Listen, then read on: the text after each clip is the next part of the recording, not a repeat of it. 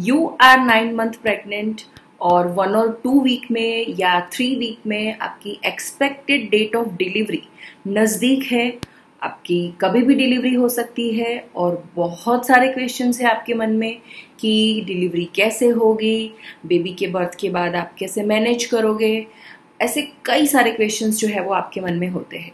इसमें से एक क्वेश्चन ऐसा होता है कि बच्चे के लिए कौन कौन सी चीज़ों को आपको पैक करके या उसकी बैग बना के आपको हॉस्पिटल में लेके जाना चाहिए।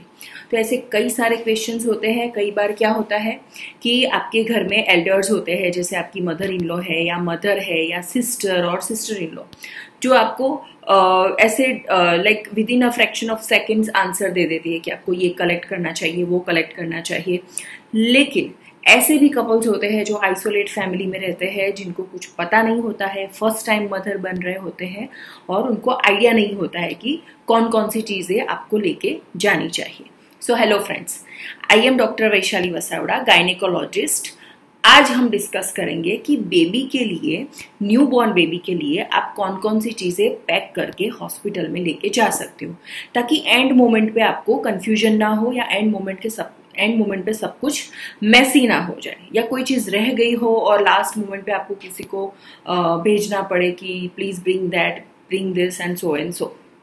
So first of all, season के ऊपर डिपेंड करता है कि आप बच्चे के लिए क्या क्या बैग में पैक करोगे। अगर मान लो विंटर सीजन है या विंटर नज़दीक है, तो ऐसे टाइम पे आपको सबसे पहले हम बेबी के हेड से शुरू करते हैं।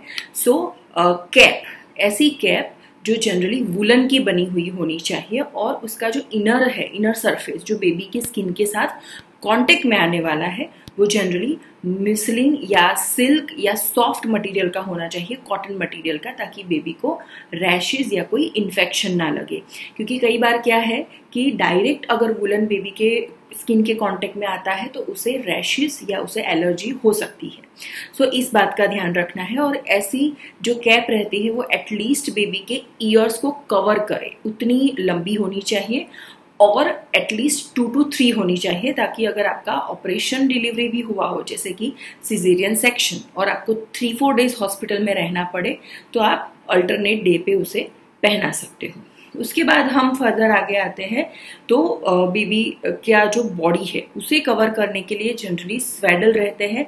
सो स्वेडल भी यहाँ पे वुलन के बने होने चाहिए। एंड सेम थिंग, स्वेडल से बेबी को कवर करने से पहले आप उसे कॉटन या म्यूसलिन क्लॉथ से सबसे पहले आप कवर करें या क्लॉथ पहनाए। एंड जनरली इस बात का ध्यान रखना है आपको कि ये जो स्वेडल जो रहता है, उसका जो कवरिंग रहता है, वो जनरली फ्रंट कवरिंग होना चाहिए।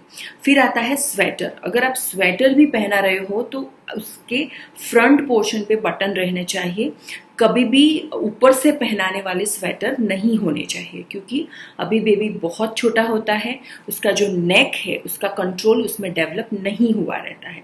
तो इससे क्या होगा, अगर आप ऊपर से पहनाने वाले स्वेटर या कुछ कपड़े लेके जाओगे तो आप कंफर्टेबली पहना नहीं पाओगे और बेबी को नेक में इंजरी होने के चांसेस रहते हैं।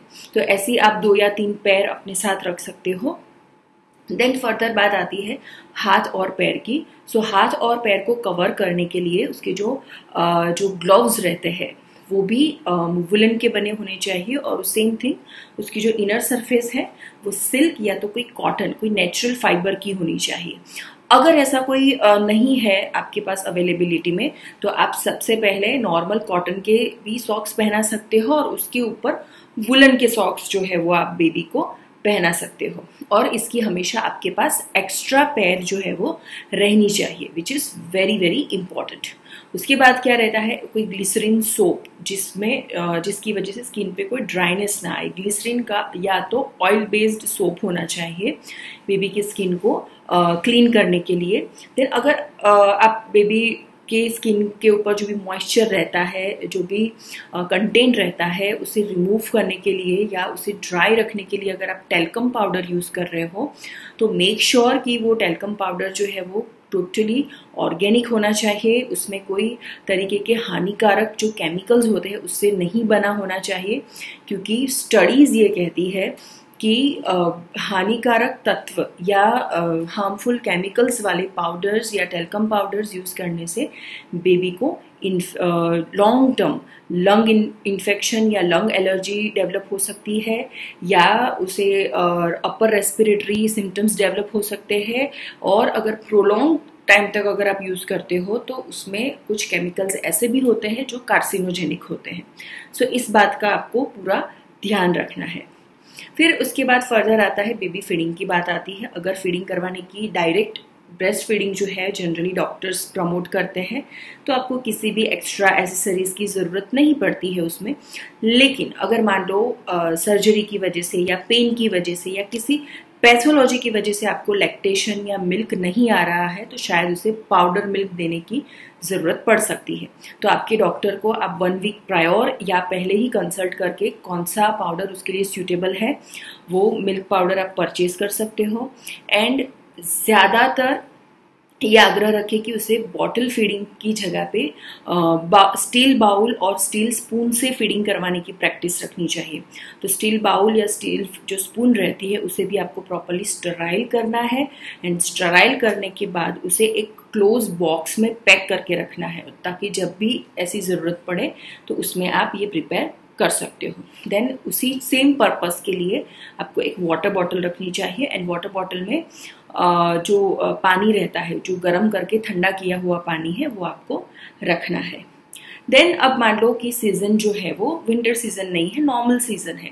तो नॉर्मल सीज़न में जो चीज़ें हमने डिस्कस की है, जैसे स्वेडल हो गया, स्वेटर हो गया, या सॉक्स हो गए बेबी के हाथ और पैर के, कैप हो गई, तो इन सब में वुलन को कट करके जो भी बाकी की चीज़ें हैं नॉर्मल मटेरियल लाइक कॉटन और सिल्क मटेरियल में आप ये सारी चीज़ें अपने पास रख सकते हो, ताकि क्या है कि एंड मोमेंट पे आपको भागा दौड़ी ना हो जाए।